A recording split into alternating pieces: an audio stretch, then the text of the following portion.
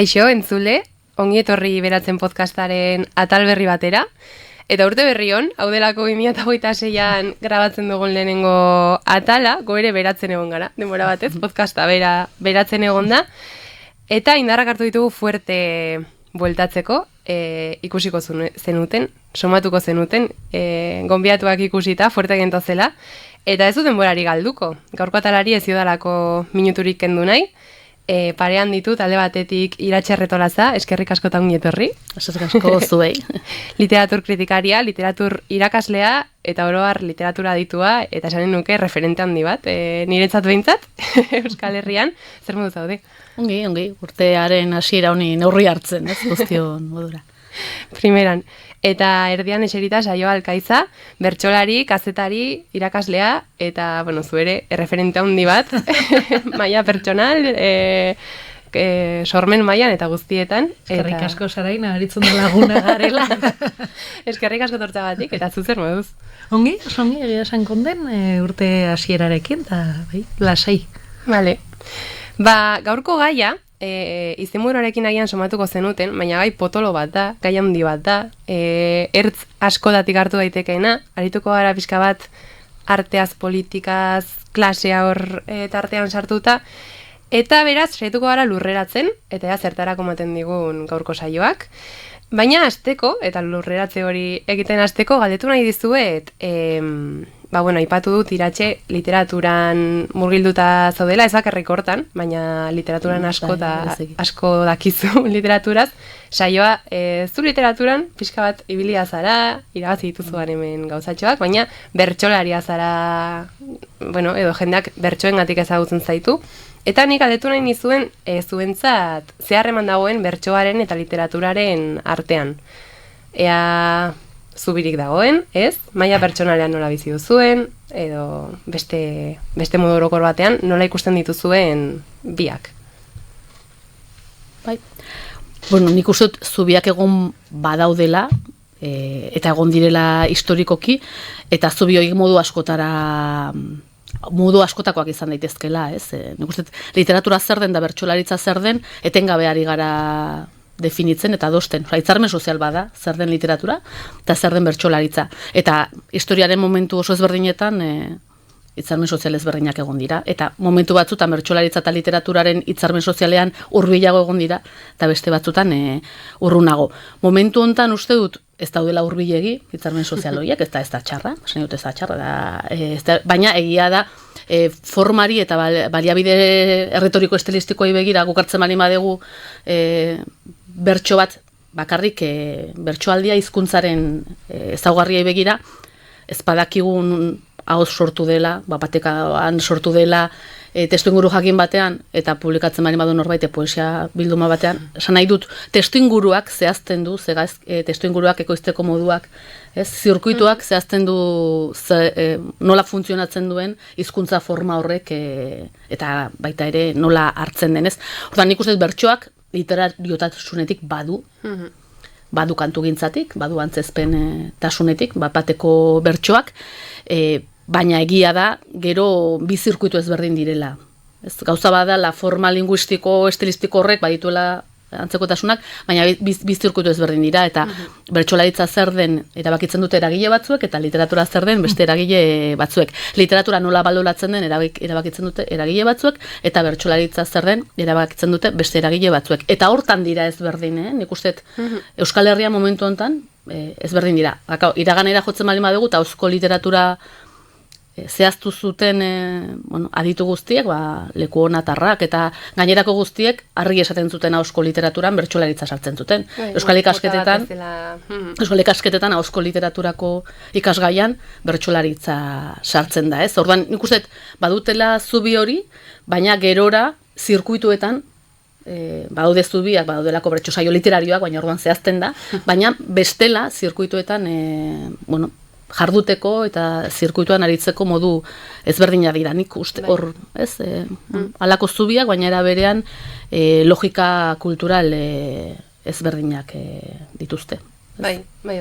Hala da, daude oso bananduta zirkuituak. Zuk nola? Bai, nik oso ados, Iratxek esan denarekin, uste dut bi kultur industria diferenteri ere erantzuten diotera, batzu argitaletxeen menpe, nola egin zabalpen hori, besteak honen da bertso zirkuituaren zabalpenaren eraginpean horrek dakarrenarekin. Horrek dakarren kultur zirkuito bakoitza dakarren estandarizazio, legitimazio eta zirkuitoiekin, baina iruditzen zait horrek banantzen dituela, aldi berean iratxek esan duena askotan igual ezkarela hartzen, zukartzen baldin mozu poema bat, eta poemak erabiltzen dituen baliabide literarioak edo, ez dakit, errepikapena, elipsia, gauza zehatzetara joateagatik, hoi dira bertxotan indar gehien duten baliabideak eta eraberean bertso eskoletan irakasten direnak, orduan erantzuten diote literaturan erabiltzen diren mekanismoei.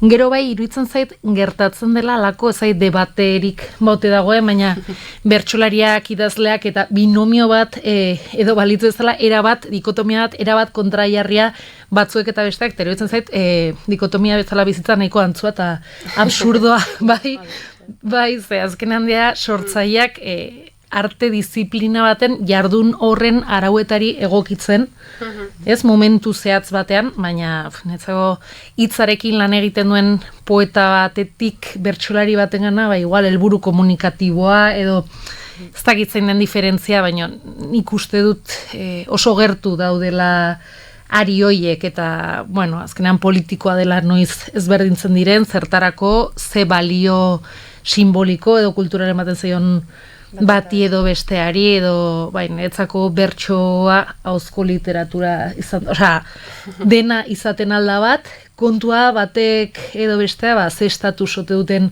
une historiko zehatz batean, masari erantzuten ote dioten, masari zeinek erantzuten diota nola, bueno, ez dakit, zaitor baudela harimutur asko. Baina niretzat loturaren bat egon badago eta egon behar da, esan duzuenagatik, eta gero ere, egia delako bertsolari asko idazten dutela. Normalean igual zentzu hortan, idazle gutxi ezagutzen ditut bertxotan hasi direnak, baina beste norantzan asko eman da, eta nik adibidez, nire iraganari begira edo, nik uste dut gu bertso eskolan txikiak ginenean elkartu ginenetako asko ginela, liburuak gustuko genituenak. Eta eman zigula bertso eskolak aterabide bat, gure hitzen zaretasun horri modu kolektiboan erantzuteko. Edo ez dakit. Eta orduan, bueno, erroan badagoela kezka edo behar antzeko bat.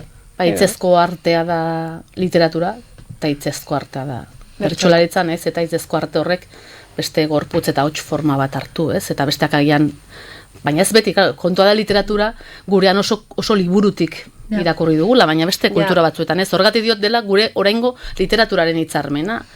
Euskal literaturan ez da beti hartu liburua berdin literatura, ez da hola izan historikoki, baina beste kultura batzuetan orain ere, ez?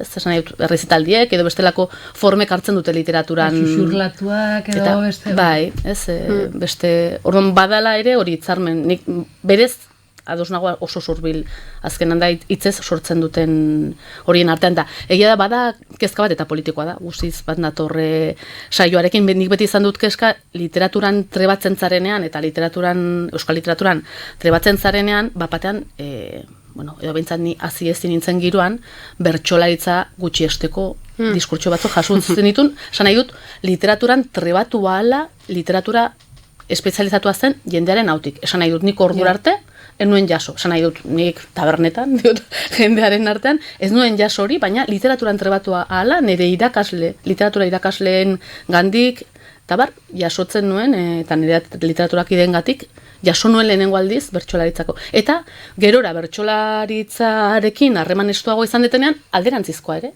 gertatu da. Pertsona jakin batzuk, hor bai gertatu da, euskal literaturan, biak bereizteko logika politiko bat, gero, etzengo dugu ala ez, baina baditunak atzetik eta gaur egun gainera uste dut logika politiko hori ere feminismotik pentsatzeko interesgarria dela. Logika politiko bat, momentu jakin batean hurbildu zituenak, eta momentu jakin batean kontrako tasunean eraiki dituenak, ez denean. Eta zuk esan duzu, justu, literatur munduan badela jendea hori aldendu nahi dena bertsoa izatik, eta herri mailako kultura dierazpida, eta gutxiago izan emaritze bezala edo garai batean, edo gaur egun, ez dakit hori non kokatu, baina iruditzen zait, eraberean, eta hor sari zuk ezaize pentsatuko zuen, gaur egun iristen ari dela bertso mundura birnaturalizazio bat, edo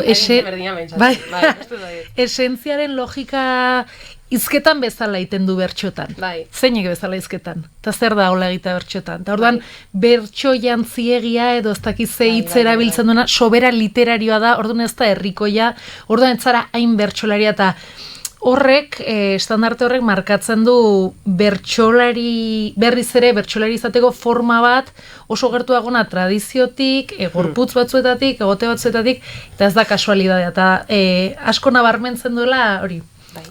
Naturaltasunaren diskursoa, naturaltasun eraikia, no? Noski baino.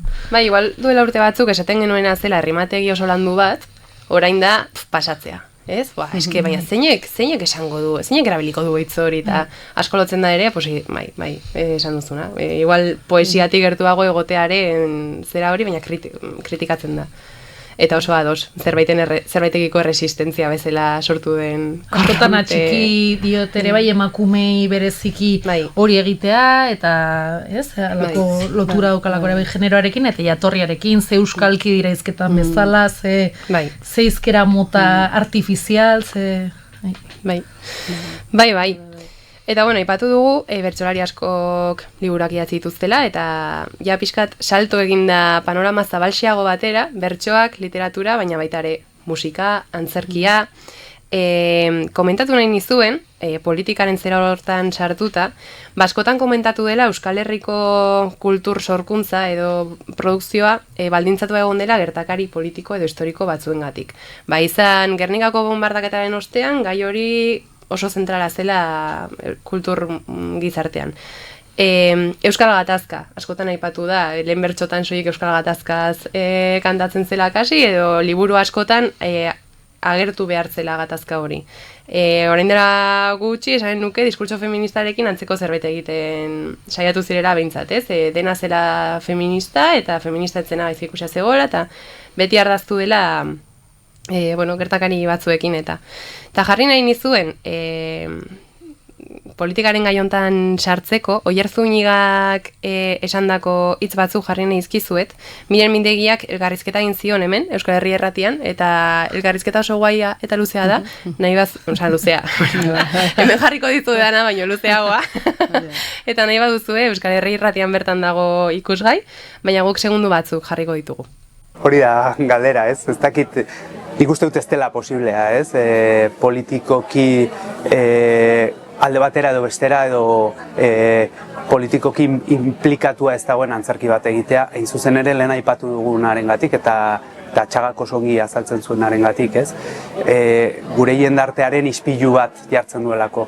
Eta oholtzara igotzen garen aldi oro, badugu ardura bat, eta are gehiago euskaraz sortzen dugun sortzaileok, ez? Badugu ardura bat gure herriarekiko, gure hizkuntzarekiko, gure komunitatearekiko. Piskat hitz hauek heldulekutzat hartuta, galdetu nahi dizuet, ados zaudeten Oierren hitzekin, eta artea beti ote den politikoa, zuen ustez. Bueno, nik uste dut ezagutzen gaituen behintzat ni, ezagutzen hauen edo zeinek erantzuna ere ezagutzen duela. Niretzat, ez da artea, esan nahi dut, egunero egiten dugun ekintza bakoitzak du politikotik, ez? Esan nahi dut, erabaki bat hartzen duzu, eta erabaki bat hartzen duzu neurrian, baita ez erabakitza ere, ez edo gai batez lantzea ere, hori ere politikoa da. Gero kontu bada, zergatik jardun batzuri politiko izaera jartzen zaien, eta beste batzuei ez. Eta hori bada, azken batean, korronte politiko nagusi, beraz, momentu hortan sistemak eta ez boterek duten logika horren alde egiten duen kulturari, ez zaiola bizenik jartzen. Baina politikoa da, ez? Eta normalki politiko etiketa jartzen zaiola zuzen ere, esan dezagun, boterearen alderdiren bat zalantzan edo auzitan edo kritika jartzen duen. Hori, nik uste dut gehiago arte politiko hori izendatzen dela, hain zuzen ere markatu nahi delako, eta markatu nahi denean, ez da hain arte adirazteko, baina zuzen ere badu hor ere, azken batean dala asimilazio politiko, boterak egin nahi duen ariketa bat. Eta gero, aipatu duzu, eta bi gauzak hartzeko, askotan gai politikoak eta landu izan direla, eta aipatu izuen bat gai, eta nik uste dut batez ere, kontua da, nire ustez ez, politikak zentzu honean, eta gertakari politiko batzuk, eta gatazka politiko batzuk izan dute lehentasun bat diskurtso politikoetan, eta batzutan horrek eragina izan du kulturan. Nik uste dut batzutan falta izan duguna da, kulturak ere sortzea bere ikuspegi politikoa. Askotan agian diskurtso politikoak politikaren mugimenduetatik sortzen dituen ideia batzuk, kulturak bere hartu ditu, begiratu gabe ea kulturan gertatzen ziren logika politikoak horiek ziren. Batzutan ez dira arra. Adibide bat karriko dut, aipatzeko, nire belonaldikoa, eta badakit nik bizi izan dudan ez nire belonaldia dela, eta nik beste belonaldiak ez ditu dela ezagutzen, eta beraz gauza bera ingo dudalanik beste belonaldi batzuekin, ez? Baina askotan gure belonaldia esaten denean entzuten genuela musika politikoa. Eta gure belonaldiko musika mota politikoa zela, eta batez ere gatazka politikoaren eta egia. Esan nahi dut, guk, entzun genezak edo, esan nahi dut, ni kontuan hartuta, ni nintzela, nire perfila zela militante politiko baten perfila, diot, komunitate hortan ere belaunaldian, ze beste batzuk, nik entzun nezaken Zutagar, entzun nezaken Berritxarrak bere hasiera politikoa izan zen, eta bukara ez, hor daude ere, diot politikoa, orain hitz egiten ari garen sistemaren termino hauetan, entzun nitzaken beste gauza asko, baina entzuten genuen urtz, entzuten genuen baita ere alaitzetan maida, entzuten genuen ze amaiz, entzuten genuen ze orduan hasi izan, entzuten genuen beste 1000 molde zegoena musikan ere, ez zuenak orain musika politiko hori izendatzeko dugun modutik. Baina nire ustez gertatu da, narrazio politikoak eta errelatu politikoa gaientzen dela errelatu kulturalari. Errelatu politikoa esaten denez, agian eremu politikoan gai horiek zeudela plazan, gatazkan, etengabe, horren arabera irakurtzen dugula kultura. Eta horren bilagoa zela kulturara, ez? Baina kulturan bat zeuden beste gai batzuk. Kulturan hitz egiten zen bortxaketez. Kulturan hitz egiten zen genero zapalkuntzaz, ere? Kontua da, fokua jartzen dugunez, gizarte mailan garai hartan, politikan lehen lerroan zegoen gai politiko batean, beste gai politiko batzuk zeudenak musikan, ez ditugu hainbeste kontuan hartu, ez? Diote, aipatzen zenitu gaien gatik, Orduan, eta hori nire belaunaldearekin egingo da, eta zuenarekin ere, ez? Ez, kanpo begirada batek, ez? Seguraski, igual, kanpo begiradaren horrekin, izan daiteke beti, irakurketa hauek gero egiten direla, ez?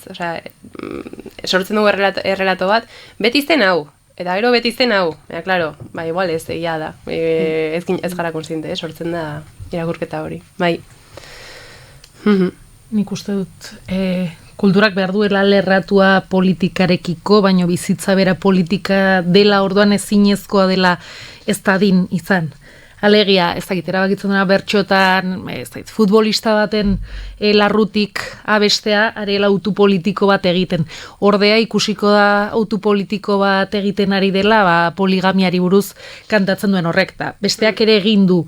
Eta iruditzen zait batzuetan, zeure sorkuntza edo norberaren sorkuntza politikotzat hartzea, karga bat dela, iratxik esaten duen bezala, parte artistikoari kentzen diolako. Eta gainera, sarzaitzakela sorgingurpil batean non ematen du egiten duzun guztia politiko izan behar dula era oso zehatz eta zorrotz batean.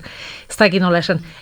Badela, aldi berean, baino ez dakit, garai batzuetan igual bertxotan, da gero bota ez dakit zer bertxotan iraultzailea, edo behintzat saiakera bestelako, eta gero igual elkarrizketetan gero galde izan diate, mobiaren ingura, baina gero zuek smartphoneak ere ibiltza dituz, eta, bizinez 2025, noski baietz, eta baina, karo, orduan, batzuetan sortzaile, ez, lerratutzat ditugun sortzailei exigitzen zaie hiperkoherentzia bat, era horretan oso zaila dena jardutea ere artistikoki batzuetan, eta noski behar duzula konpromesua, ez dut hori esan nahi, baina exigentzia hoietatik batzuetan, karo, zerbait politikoa esaten baduzu izan barzara alik eta zorrotzen eta zerrena, eta inoiz bustitzen ez denak permititu dezake zero implikatzea, ez du egiten movida politiko bat. Ez da bere rola, ez? Ordan trampa handi Zaio bat eskatzen. gertatzen alda zentzu horretan. Ta, igual lehen ez nintzen hain beste hartza, baina pasa izan zaite esatea, eta esan dut, eske denok egiten dugu politika, kontua batzuk esplizitatzen dugula, eta bakigula hori dela gure, ez nixin dut komunitatean, taldean sortzean, balioa ematen diot, uste dut, ez dakit, opresio sistemikiko, ez dakit, heteropatriarkatorekiko, kapitalismoarekiko, ez dakize, behar ditugula bestelako diskurtsoak sortu. Horrek ez du esan nahi, pertsonaia karratuak, zerrikituri gabeak, ez dakize, sortze. Eta igual hor badago debateare bai, ez, aber gudariak sortu behar ditugun gure utopietarako, edo ez, edo nola lortu autonomia, ez betiko debatea, pues, autonomia eta egotea lerratua politikoki, eta artearen askatasuna eta gauzoiek. Ja. Baina, bueno. Ta, lerratzearen horrekin, uste duzue sortzaileak artistak ezak nola ditu, baina erantzun gizun politikoa duela. Bueno, nik uste herritar orok duela, bedozein langile izan da, eta beraz kulturan lan egiten dunak ere. Ere bai. Asuntan, Bai. iruditzen zait, besterik da, nola ikusten duen, hori, lerratze politiko hori herritar orok egiten du egunero. Ez bakarrik. Orduan zentzu hortan bai, behar du, eta egon badago, Maten du greba egiten duenak justifikatu behar duela zergatik egiten duen, ez, eta grebaren arrazo, eta egiten ez duenak, ez du deus esan behar. Orduan, nik uste du beti gaudela, sokatira horretan, non errezabaden lehen iratxik esaten zuena, zodenan sistemaren barnen ez du ematen politika egiten duzunik ere, egiten duzunean. Bai, neutraltasun faltsu hortan, bai, egia da. Baina egia da, segun ze testingulutan, niretzat behintzat, mikrofono bat parean duzunean adibidez, pues bada dituzu, ez dakit, espazio hori okupatzen duzunean baduzu, ez dakit, ardura bat. Ardura, bai, extra bat, hartu duzulako espazio bat, igual, ez dakit, arduraz jokatu behar duzuna, edo zaindu behar duzuna, eta... Bai, eta goeta hori, interesgarri ditu zaize, erantzuten diolako neurri batean herritar orok, eta ados nago, herritar orok du erantzukizuna, baina balin bazea, kakotxo batean, agotxa plaza hartzeko privilegioa esango dugu, ez? Privilegioa duen herritar bat, privilegio hori nola erabili, zerren alde erabili, esan dezagun, zapalkuntza sistemak iranoraztearen alde erabili, edo zapalkuntza sistemak zalantzan jartzaren alde erabili, ala ez, ez da gauza bera. Herritar orok du ardura, baina balin bazea herritar bat, kasu batean, ahots publikoa eman dizutenak, ez egiten duzun ahotsarekin, zertarako erabiltzen duzun, egia da, ez da balio, ez da berdin, ez. Ni uste dut ardura duzate ez Nafarroko txapelketan eta azkeneko agurraean, erabaki zenun Palestinar erresistentziari egitea agurra, eta hor zen egia, eta bazen iten 1000 gai, eta erabaki zenuen hori egitea, justu, manifestazioak izan zen, gai bat pilpilan zona, eta hor lerratu egin zinen, eta hor, igual gaiak badauka nahiko onartze soziala, baina igual ez erabateko, eta ordea bota izan bazenion, ez dakit, zure amari agurra, hor sortu ditzakezun arrakala, oroar, sozialak askoz txikiagoak dira, edo igual ez dira existitzen orduan, ez dakit, egiten duzunean alako lerratza, bauz aukera batzuei ez gustatzeko. Nik uste dut horregatik neutraltasunen mugitzea askoz erosoagoa da sortzaile bezala.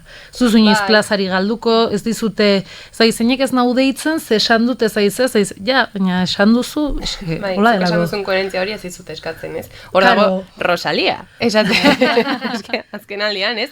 Beraz dela feminista, ez delako moralkia imperfektua feminista izateko. Ni olako sortzaileek, ez dut entzun berez edea. Ez ziat interesatzen, eta bertxoekin pasatzen zai pixkat berdina. Nik ulertzen dut, bazuko esan duzuna, beti ez zara ibiliko lehen lerroan diskurtso super argi batekin, ez, egituratua, batzutan beste modu batean isatuko da zure mezua, edo... Baina noiz behinka ezin zara inplanoa izan. Eta nik hor bertxoetan ez da interesgarria behintzat. Ez erdinduko nuke fikzioa ere, iruditzen zait fikzioa egiten dugunean eta pertsonaiak marrazten ari garenean, akaso utzi bertzaiela pertsonaia hoieri kontraesankorrak izan daitezen. Ze batzuetan ematen du, ez dakit, hartzen bali mozu, ez zer esan, preso bat, eta izan behar da, preso bat, ez igual da, inkoherentea, eta gero matxista, eta jendeak igual esan zu, baina euskal preso bat, ja, nahi nun zehazki kontraesan horretan indarra jarri, edo mira jarri, orduan, iruditzait oso garrantzitsua dela, gaiak ekartza, saiatza politizatzen, eta aldi berean, kritikotasunetik ekartzea gauzak eta ez dogmatik, ze bestela ez da bateri interesgarria, niretzako plano. Bai, eta zentzu hortanik lehen esaten honean kulturaren logika politikoa hortaz ari nintzen, esaten esan nahiet diskurtso politikoan eta politika egiteko beste modu batzetan, mugimendu sozial batean, alderdi politiko batean, daudela politika ditula geruza pile bat, eta kulturaren politika dituela bere adirazteko modu ezberdinak. Batzutan da fikziotik zapalkuntza bat kontatzea, esan nahi dut, kodeak oso ezberdinak direla. Eta iruditzen zaidala, kulturaren logika politiko hori gutxiago xeatu dugula. Ez dakit nogatzen ez, Galizira jo nintzen garaian ikastera, batan debate handi bat zan, da nigu geunden beste leku batean, zan, ze poesia behar dugu feminismotik eraldaketa sozialerako. Zan ez da bai da, eta nek esaten, ai ama. Ze estetika poetiko behar dugu eraldakuntzaren bidean, horrek politikatik du, baina ez da logika politiko batean pentsatua, logika kultural batean pentsatua, nola egin politika eraldaketarako, baina kulturatik. Ez? Orduan, nik hori diot Euskal Herrian iruditzen zait, Euskal kulturan, badaude olako dinamikak, baina ez da politika hitz egiten dugu, esan dezagun, dinamika politikona ulertzen dugu, ofizialki politiko deitzen diren horiek nola eragiten duten kulturan. Ez hainbeste kulturaren politikotasunak nola eragiten duen gizartera aldaketan, ez? Ta, bigarren hori dugula gehiago, eta hortik bai fikzioak eta kontraesanak, eta halako osagaiek ateratzen dute alderdi politiko hori kulturarena, ez? Eta gero nola egiten den, eta komunitatean egiten den, gero autoritateera, gero daude ez, nola zirkuituak nolakoak diren, zindesgarria hori. Askotan hitz egiten denean ere bai, literatura eta literatura ezkerreko literatura edo, ez dakit, kultura industriauko egiten diona edo, eta askotan igual debatea izan da, igual hemen ez hainbeste, baina estetikoki nola izan barko litzateken, eta igual gutxi begiratu izan zaio, zein den, ezagit, produkzio baliabideak zeinen esku dauden, edo soldata zein ote den, eta hori da kultura mugitzen du, osea, erroan kulturgile izan edo ez mugitzen duena hori da, eta hori norkote den boterea hegemonia zer den zehazteko, eta nor daugan sortzeko aukera, eta hori da kulturaren... Bai, jarriko dugu Maialen Lujambioren audio bat, pixkat hau ekartzen duena gure ingurura.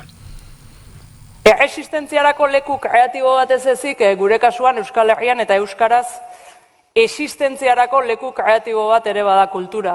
Existentzia berrasmatzeko eta existentzia azpimarratzeko eta sortzeko espazio bat, ezta? Eta nik uste modu metaforiko eta pixka bat konklusio bezala esan da, Euskal kulturgintzari edo kulturgileoi badagokigula garaiotan ere plaktona sortzea. Elikadura plaktona, badakizue itxasoko grill elikadura hori, elikadura estetiko, kultural, artistiko, kritiko hori sortzea. Ozeano global eta kultura globalen ozeano handien artean, euskarazko itxasoarentzat plaktona. Izan ahal izateko aina elikagai. Euskaraz izan ahal izateko aina elikagai. Hortxe Maialen Lujambio, ez dakit pixkat ideia metaforikoagoa da, baina erroan uste dut nahiko, bidetik doala. Izan zaidela Euskarriko pertsona bakarra kapaza plaktona alako literaltasunarekin erabiltzeko, eta gaina Euskal kulturaren itxasoan, ozeano globalean, da... Eta ongi geratzeko. Plaktona bakarrik berari. Plaktona behar dugu. Plaktona sortu behar dugu, bai, ara da. Eta pixkat igual metafora horri helduta, ez? Plaktona eta jatekoa eman barzaio kultur munduari. Eta, nik nien aizain literala, nik zuzena norra joko dut. Eta, aipatu duzu ere baldintza materialena lehenago, eta zentraltasun handia daukan zerbait dira bekak, sortzaientzako, horri esker sortu dira Euskal Herrian hainbat lan, eta nik justo, bai politikaren hartu, eta aipatu duzunik Palestina aipatu nuela azken agurrean, eta pixkat buelta ginen dugu Palestinaren horretara, galdetu nahi nizun, zuk nola izan zenuen, igartza beka irabazi, lehenbizi, eta gero uko egin izanaren prozesu guztia. Ezakianarentzat saio alkaitzak igartza beka irabazi zuen eleberri bat idazteko, edo ipuin liburu bat, ezakit. Liburu bat idazteko beka zen, 15.000 eurokoa, 15.000 eurokoa. Eta beka horren sostengatzailetako bat CAF enpresa da, CAF enpresa Palestinako lurralde okupatuetan trenbideak egiten ditu, besteak beste, eta horrexegatik zuk erabaki zenuen guztiz lerratzea, hainbeste non uko egin zenion beka horri eta liburu bat sortzeko aukera horri. Atera zinen 200.000 tokitan, jende askok txaletu zintuen, eta zuk nola bizi izan zenuen hori? Izan zen aski agobiantea, egia zen prozesua. Ez dakit, niri gustatzen zait idaztea, nik beste sorkuntza ez den beste lan asalariatu bat daukat, bizirauteko egiten duena, eta nik nire egunerokotasuna ez dut denborarik eta baldintzarik topatzen idazteko. Eta sorkuntza, bertxotan aritzen naiz, ordan ja bertxotan nola nabilen, zin dut beste tarterik hartu, orduan, igartza beka jende askok iratzena, osea, esan dut, nahiko entzutetsua dena, iruditzen zitzan forma bat, literaturan idazteko, eta nun ideiat. Eta orduan gero ikusi nuenean ematen zeatela, eta kafzela babeslen dienetako bat, etzen izan halako gudaritasunekin, zazeien dasko, zeu sartata. Ez da usartan, ez dakit, nire lagunak, nire jendea antolatua dago, ez dakit, boikot mugimendutan, Palestina resistentzia aurkazaiz, eta ni, justo Iruñan uste izan zela martxa palestinaletan ni zinaiz joan martxa batera kafeko filialen kontra talde berean jaso diru. Ez nuen egin, ez dakit nola esan, halako gauza supera handi baten izenean, derrepente ikusi nuen babesle handi hori nola bazegoen, eta ez nintzen ongi sentitza, ez nintzateken, ez nion zentzurik ikusten horri. Nire izena, momentu historiko zehatz honetan, nire izena, nire lanak, nik egin nahi nuenak, niretzat balioa galtzen zuen, eta nik argi dut, ez nuela hor sartu nahi, eta izan zen nahiko gauza, mantzeten, bai, mantzaten ostiralean, eta hor, kusi nun, ez dakiz, mila gauza, eta pentsatzen, honek ez du zentzurik niretzat. Nik nahi nuen, argitaratu, honekin, diru honekin ez dut nahi, eta argitaratu nahi baut, edo zerbait, eginen dut beste momenturen batean, eta orduan larun batean, zegin nuen, ez dakit, antolatutako jendearekin, nahi nuen forma polit batean egin, eta talden babesa izan, ez nun nahi izan zein autonomada bat, eta galdetu nun argitaletxe horri eskatu ziotel, aldez aurretik bekak enduz ezan, eta bai, eta bueno, pixkatik ertu nuen zer gertatu zen horatzen, eta hori jakinda, erabakin nun ez zitzaidala interesatzen, ez dakit interesatu denitza. Ez nun oregon nahi. Geroko zurrunbiloa egin zait, ez dakit, hola pixkat, zurrunbilo txamarra, baino ja pasada. Eta horrekin kontena, nineko nuke esan, ez nahi zela ni ez aize pertsona hiperlerratu koherenteke, nik hankasartzo zapiatean, ez dakit, baina, lehen itzagen duguna ardurarena, etzako alferrik da esate ardura dugula ezagiz zertan, eta ipatzen, ez dakit, bertxotan kapitalismoaren kontrako ezagiz zertan, gero zuk diru hori hartzen baduzu. Orduan, iruditzen egiten eskatzen zegunan sortzaioi koherentzia edo, jokabide bat, erdi, ez dakit, badagokigula lako momentutan. Eta handik irakurriko nuke, eta beste gabe. Eta gero behin nahiko nuke esan, jende askok esan diala, diruri gabe, zuk idatzi, eta pentsamendu magiko hori ikaragarri jende piak, baina erosik, zuk egin ez da izeta, nik ezin dut, beharko dituzke beste baldintzatzu, beste momentu batzuetan dirua, orduak, orduan hori pixkat nola gure lana ikusten dela alako, ez dakit, musak, pentsamendu magikoa, denbora ez da, lan bat ere bada, sorkuntza da, bauka, noski, naitik, baina lan bat ere bada, edo behintzat behar ditu sostengu eusle batzuk, eta ez da inerreza. Ordan, pixkat, dekonstruitzeko ere zera hori. Bai, bai, bueno, nik iruditzen zaite esaten zenuna, gontzen zurrunboia zen egia da, bueno, nik ere txalotu nun, iruditzen zaite besterik gabe, aldarriarekin adoz nengoelako, ez, beste edo zeinek, bat egiten duen aldarri baten alde egiten duenean, txalotuko nukeen moduan, baina egia da, zurrunbilo horrek ere esantzuela asko gure kulturaz, eta ez ona, esan nahi dut. Zergatik harritu zen jendea, zen niri, genekien, bueno, niri arruntena, esan nahi dut. Saioak egin zuena, arruntena irudituz, esan nahi dut. Horrek esan nahi du, ze ohituta gauden jea, nolabait, bueno, nik irabazi batzuk baldin baditut, gehiegi ez begiratzekoa, berdin zait, irabazi ekonomikoak, irabazi simbolikoak, irabazi, igual ez begiratzeari gehiegi, etikari.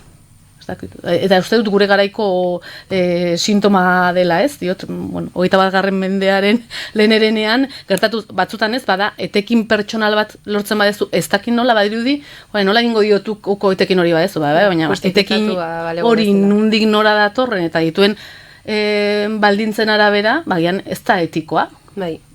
Ez da politikoa, ez da etikoa, nahi zuna, eta alde hortatik niri ere zurrunbiloak kezkatu ninduen asko, zer esan nahi du, jendeak iruditu zaio, eta nik ere txalogarria iruditzen zait, baina iruditzen zait, izan marko litzatekela, errutinazkoago zerbait. Hainbestarritzen eta gaituen zerbait, hori egia da. Esan nahi du, ze printzipioz, Palestina erresistaritzearen alde, printzipioz, ozen, portzentaje handi badago. Orduan, logikoki denek, ulertu beharko genuke, ulertzen du saioa, ze horre banengo, ez zingo nuke hartu diru hori behin jakinda eta informatuta, ez?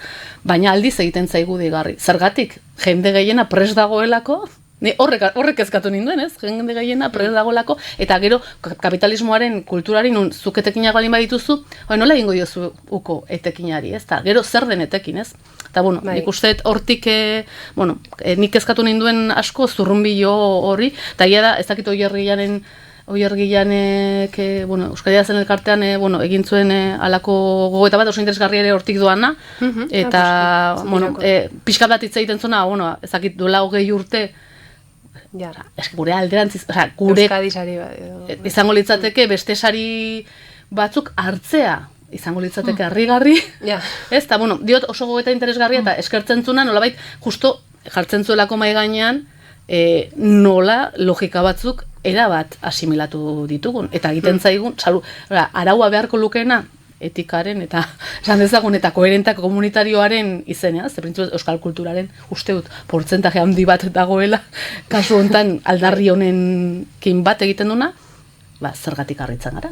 Zer beste gauza bada izango litzora feminismoko eta esatezuna, hor ez gaudeen bat edo balitzez, beste gai batzuen inguruan, baina, klaro, horrek, nik uste ez dula gutaz, zurrunbiloak ez dula gutaz. Kultur sistema oroar nola finantzatzen den horren inguruan, ez dakit, ikusten duzu bertsolari txapelketa eta mikrotan dauden publizitate izenek batzuetan zer pentsatuare ematen dute, eta orduan esatezu, karo, zeinek sostengatzen du ekonomikoki hau, eta momentuz denetik esan daiteke, noiz arte, eta esan dute, momentu batean zeinek eskaintzen du kriston dirutza, banku batek eta banku horrek etxilabetzak egiten ditu, eta hala ere hartuko dugu, zeka eta uste dut oso garrantzitsua dela ikustea sostengatzen gaitu norden, eta horrek botere izanen du, eta guk ez dugu problematizatzen nork sostengatzen gaituen ekonomikoki, uste dut hori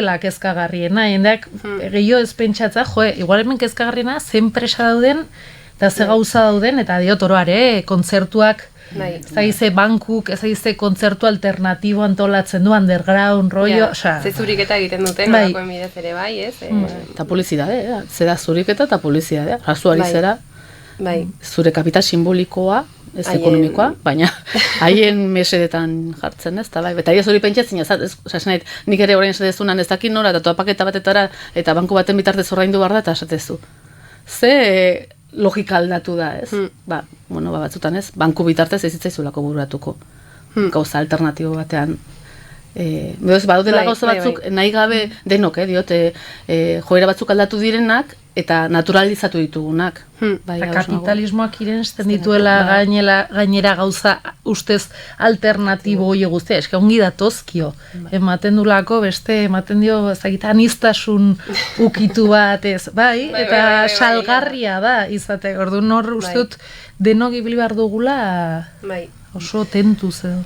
Bai, nik ez nuen gai hau bukatu nahi, aipatu gabe, ere sortzaien baldintza materialak ze importanteak diren, ze zaila den gaur egun, esan duzuna ez, liburu bat idaztea ez da magiaz egiten den zerbait, denbora asko behar da, lana da, eta ados nago, jende hauen dirua ez badugu nahi, nola sostengatuko dugu guzti hau, ze hor badago gai potolo bat, eta pixkat entzuleak neurri hartu diezaion edo, badago kultura eta eskultura, 16 lekuko eskarmentuko izeneko liburua, lanarteak dola gutxatera duela, esanen nuke dola gutxikoa dela, eta ekarren nuen pasarte bat, ez dut irakurriko, baina kontatuko dizuet, Arantxa Horreta Bizkaiak kontatzen du 98an, Kuaderno Gorria liburua kaleratu zuenean, Durangoko azokara joan zela, beste bere liburua bertan salgai zegoelako, eta bere semeak orduan 8 edo 9 urte zituela.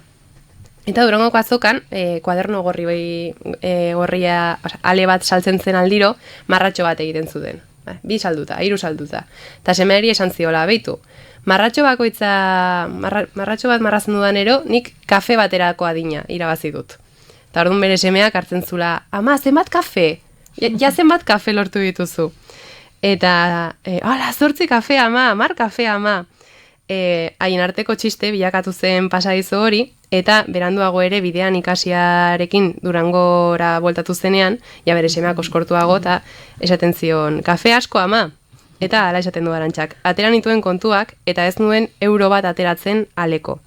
Orduan, ni ez naiz hortik bizi. Baldin bazara Fernando Aramburu eta saltzen badituzu 7.000 ale, horrek ematen dizu kafetan bainatzeko adina, baina gure kasuan ez. Guk nahita ere ezin. Guk ez dugu diruarengatik egiten. Ez dakit zergatik egiten dugun, egia esan. Hola kontatzen du. Eta bueno, ematen dio neurria benetan zer den, ez dakit, bizi dena eta ere begokioien nora egiten diren. Eta bukatzeko, zeia denboraz justu gabiltza, galdetuko dizuet. Bueno, bai, hau aipatutan ikuste dut, azken galdera moduan, zuek nola ikusten duzue gaur egun, osea, badakit oso orokorra dela, baina nola ikusten duzue gaur egungo euskal kulturaren panorama. Izan, mezuari ematen zaion garrantzia, politikatik nola ikusten duzuen, ze kezka duzue gaur egun, guzti honi helduta, edo izan baita ere, aipatu dizuedana baldintzei dagokienez, ze erronka dugun, zuek erabakin nondik heldu, badakit, galdera handia dela, baina hola, izteko gogoetatxo bat, eta gero ja azken galdera ingo dizuet. Bueno, nik ikusten dut batetik badaudela zirkuitu interesgarri asko, baina justo zirkuitu interesgarri dira baliabide gutxien dituztenak, eta beraz iraunkortasunari begira zaurgarrigo daudenak, eta injustu, ez dakit, eventuaren kulturaren logikaren arabera mugitzen diren eremuak direla baliabide gehien dituztenak. Hortik ere, ez nuke asango, horiek ere asko aberastuko direnik, esan ez, hori ere bada, beste gauza bada, kulturere bai begira, eta, niri kezkagarri dut zaizkiala. Batzutan ere, hori da, dirudi ez, eventuaren kulturatik, ez dakit, batean horiek aberastuko direla, aterako dute dirua, baina igual funtzionari batek ere aurreztu dezakena urte batzutan, esan nahi dut, ez da, baina egia da gero kulturere du bezala, eta bar, niri ere sortzen dizkiala kezkak. Baina egia da zirkuitu batzuk oso interesgarri direla. Hemen nik uste dut arazoa badagoela baliabideak alegia, guztion baliabideak, ze klaro. Guztion baliabideak, guztio jartzen dugun poltsa, gizarteara ikitzeko jartzen dugun poltsa hortatik, oso baliabide gutxi joaten direla zirkuitu alternatibo horietarako, eta gero, eta ez bakarrik ze gero baliabideak, eta bata da baliabide materialak, eta horrek ezkatzen hau, baina gero badaude beste baliabide mota batzuk, eta bata da alfabetizatzeko baliabidea. Gaur egun oso kulturan alfabetizatzea oso garestia da. Gure gaztaroan itzen hain garestia. Gaur egun kirolean alfabetizatzea merkeagoa da. Esan dut, orokorrean, baina kulturan alfabetizatzea oso garestia da, beraz, klase jakin batzuei sarbidea oztopatzen ari gara, gero kultura da sarbidea oso garestia da, eta euskal kulturara ere. Ni nire gaztaroan musika kontzertu pile batetara joan ninteken diru gabe, gaur egun ere jobak, finantzatu eta, jutekotan ez da gainbeste aukera doan musika kontzertutara juteko. Ze zirkuituak badaude alternatiboak, baina daude oso sakabanatuta eta igual zure inguruan gazte izan da, zu mugitzeko moduan ez hainbeste. Eta antzerkia, doako, esanet, gaur egun da alfabetazatzea oso garesti eta sarbidea garesti. Zenbat balio duen kontzertu batera juta, zenbat kontzertu dauden doan, zenbat antzerki daude doan, tabar, ez da, igual gero badaude zirkuitu batzuk doakoak, baina orokorrean, iruditzen zait gaur egun dugun ze gauza bada baliabide materialak sortzeko eta egituratzeko eta hori tabar, baina horiek ez daudenan egon daitezke bestelako bide batzuk, baina gainera hori egin alizateko behar dezu alfabetizatua izan, eta nor du aukera euskal kulturan alfabetizatua izateko, eta bestetik behar duzu alfabetizatze prozesu hortan sarbidea izan zaletzeko. Eta sarbideak ere ekonomia gutxieneko bat eskatzen badizu, ez dagoelako sarbide orokorra, ze, klaro, plazak areto bihurtu dira, herriko jaietan, herriko jai batzuk zoden, eta gero hortik azkeneko barra, eta saioari pasu, da burokratizazioa, ez? Esan nahi dut, klaro, zirkuitu alternatibo hoieta, joan iguatzen ez, gaztauran, ez da gauza egiten genitun, esan dut, burokraziarik gabe, eta gaur egun ez da posible. Bai, heltzen ari da zirrikitu guztietara. Claro, baina kalearen burokratizazio horrek kultura popularraren eta zapustea dakar, ere? Ze, egin bardu, azken batean, zu jakin behar badezu, elkarte, zerbait antolatzeko elkarte izan behar bazera, eskatzen dizu, ezagutza batzu jakitea, baliabide batzu jakitea, denbora bat izatea, eta aldiz antolatzen badezu, burokraziari gabe, asko zerrexago edozeinek modu. Orda, nik uste, hiru ezaugarri horiek, sortzailearen sostengu azaparten etzako oso garrantzitsua dela, eta badago euskal kulturan gauza garrantzitsu bada, zergatik sortzailea dago hain prekario eta igual kultur bitartekaritzak ez? Ez nire neu, ere? Diot, aldea handia dago, eta hori, baina gero dago beste, ez zirkuitu alternatiboan beste arazoiek ez. Bale. Nik iratxeke erantzun du horren ongi zoiela, burokratizazioa eta alfabetizazioa. Gero esan nuke aldi berean oso zaitzai kultura oro harratzaz, ezkenean horra dirazpia, ez antzerkia, musikan ez da izartan. Nire etorri zena da, askotan oso meritokratikoa dela gaur egun kulturara iristeko bidea. Ez beka sistema da honena izatea, edo bertxotan ezagizte irabaztea, talako irabazlearen fantasia hori eta hori ze mediatua dago mila gauzengatik. Askotan bai gazteak fuerte datoz, ez da izertan da. Gaztetasunaren apologia zainetzako emami askori gabea gaina, osea. Eta ez dut esan gaztei baliabideak teman bertzezkia, esan nahi dena da, bai beti onena edo despuntatzen duen ez da izertan zeren arabera, irabaziaren logika, aukeratu batzuk, ez da gitirutzen zait, batzuetan falta direla gauza kolektiboagoak kultura sortzeko, eta pentsatzeko, eta hor igual jarriko nuke, ez dakito, faltan botatzen dena, eta gero ere, iruditzen gaur egun, aniztasun ikaragarria dagoela, baina bai, iruditzen euskal kultura dauden eredu batzu, musikalak, literarioak eta bat, askok bat egitutena gerozta gehiago eredu globalizatu batzuekin, formulaiakin batzuekin, kontsumitze errazak direnak, mezu aldetik bake sozialaren paktuarekin bat egiten dutenak eta kritikotasun, iruditzen ere bai askotan euskal kultura esategula, eta euskal kultura gaur egun da, ez dakit.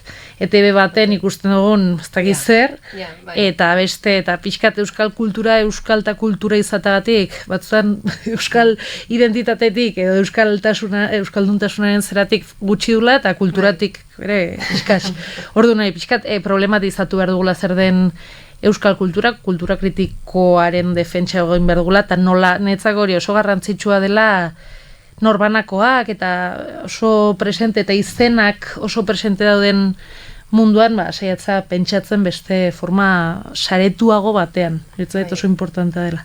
Ustut, bien erantzunetan daudela, beste bostatal egiteko behintzat amuak. Dena ez atxarra izango, eta orduan bukatzeko eskatuko dizuet kultur gomendio bana. Uste duzuena entzulentzako interesgarra izan daitekela, edo dena delakoagatik hemen utzi nahi duzuena amutxo bezala, onaino etorri den entzularentzako, eta horrekin bukatuko dugu, azken galdera hori da. Bai, baina bagatzen zen mobilen ez nintzen hori. Justu bat, irakurri dan azkena, oso txarra nahiz, eta gaina iruditzen ze, esan behar dut, ez aizela gunena, eta horren irakurri dan azkena, erderaz da, baina asko gustatu zait, Daniel Sarriugarteri irakurri nion azken liburuan, beste zerbaitan, eta da Carmen María Machadoren En la casa de los sueños, eta justo izan dira nire azken irakurrituan 2 liburuak, eta ikaragarri gustatu zait, lotu dut orain kontatzen du harreman boiero batean, edo lesbiko batean, indarkeria kasu bat nola garatzen den, eta oso interesgarri iruditzen zait, gai subalterno bat nola baden, heteroarauaren kontrako harreman bat, aldi beran indarkeria zera bat, lehen pixka nola esaten genuen ekartzeitu zenan beste gai ez normatibo batzuk, eta ematen dula zurruntasun batetik landu erituzula edo zera, oso interesgarri iruditzen zait, zirrikitu horretan nola sartzen, eta oso gomendagarria. Eta neleren beste zerbait ere, bai, abide bat, ez asko gozazik.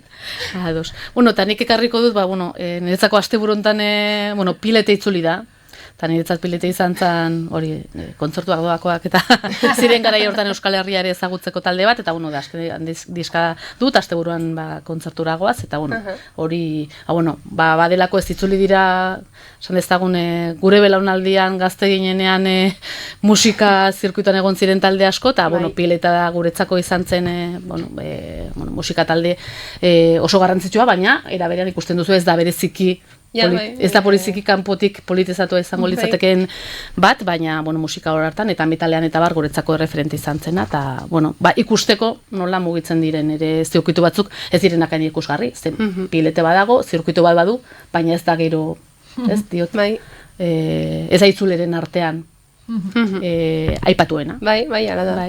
Ordu, pixkat, aipatu ditugun gaietatik. Bale, eskerrik asko. Beste zerbait da gomendatuena izan den liburua, podcast honetan, pila bate gomendatu digu. Eta beraz, horrekin eskerrik asko, superinteresgarra izan da, eta nahi duzuen arte, uste dut hemen badagoela pentsatzeko, egun desentetan buru aktibo edukitzeko adina material, eta J. Martina jarriko dugu bukatzeko, mila esker eta hurrengora arte. Eta oraite zela nire